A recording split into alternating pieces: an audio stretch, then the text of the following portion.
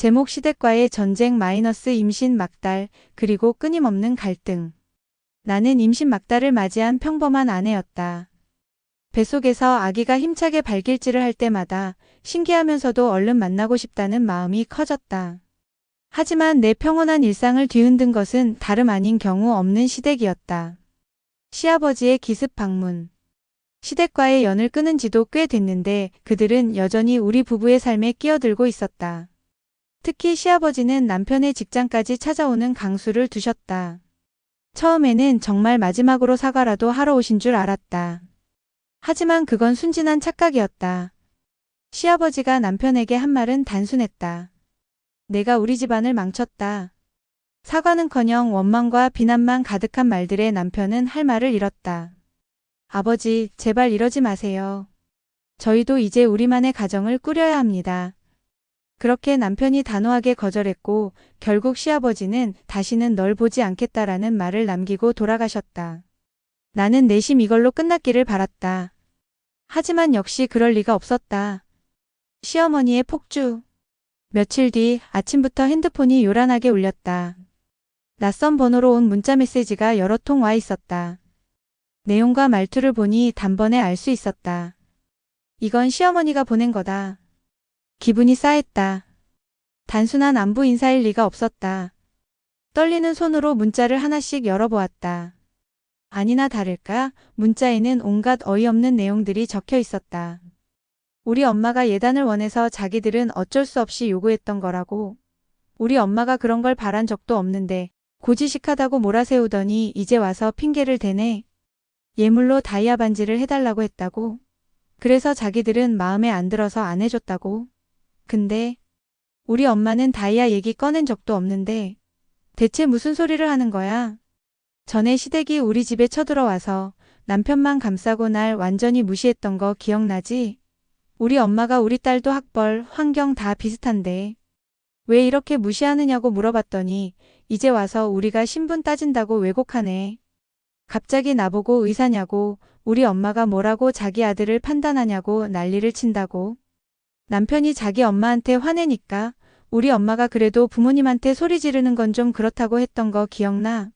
근데 그걸 자기들 멋대로 해석해서 너네 엄마까지 우리 아들 가스라이팅 한다고? 가스라이팅이 범죄인 거 아냐고 협박까지 하네. 시댁에서 나한테 폭언하고 밀치고 소리 질렀던 거 생각하면 아직도 손이 떨리는데 내가 마지막에 참다 나도 부모님 있는 사람이야. 라고 소리친 걸 두고 부모님 가정교육이 문제다라고 한다고? 충격적인 건 여기서 끝이 아니었다. 자기 아들의 약점들을 하나씩 터뜨리겠다며 협박까지 했어. 첫 번째 타깃이 바로 내 프로포즈 반지. 그거 원래 전 여친 주려고 했던 거야. 마지막으로 보내온 문자에는 더 기가 막힌 말이 적혀 있었다. 우리 집에 여자 하나 잘못 들어와서 아들도 부모한테 못되게 굴고 다 망했어. 폭주하는 시어머니를 막기 위한 결단. 문자들을 읽는 동안 손이 덜덜 떨렸다. 나는 임신 막달이었다. 조용히 출산 준비에 집중해야 할 시기인데 스트레스를 받으면 받을수록 뱃속 아기가 걱정됐다. 나는 고민에 빠졌다. 이 문자를 읽고 답장을 해야 할까? 아니면 그냥 차단해버릴까? 엄마들에게 물어보면 대부분 차단이 답이라고 하겠지. 하지만 나란 사람이 또 그냥 넘어가는 스타일이 아니다. 한마디라도 해야 할 것 같았다. 하지만 내 감정이 흥분된 상태에서 답장을 하면 괜히 내 말이 왜곡될 수도 있었다. 그러니 최대한 차분하게 하지만 단호하게 선을 긋는 메시지를 보내기로 했다. 그리고 나는 이렇게 답장을 보냈다.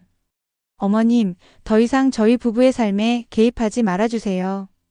이전에도 몇 번이고 기회를 드렸지만 그때마다 저희를 존중하기보다는 저희를 깎아내리고 왜곡하셨습니다. 저희는 이제 어머님과 아버님과의 관계를 지속할 생각이 없습니다. 앞으로는 어떤 연락도 하지 말아주세요.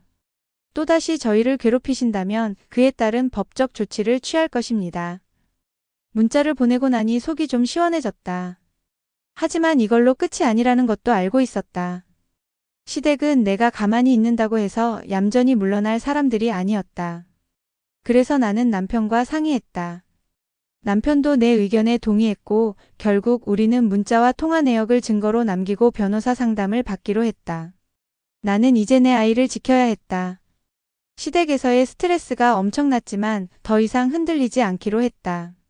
나는 아내이자 엄마였으니까.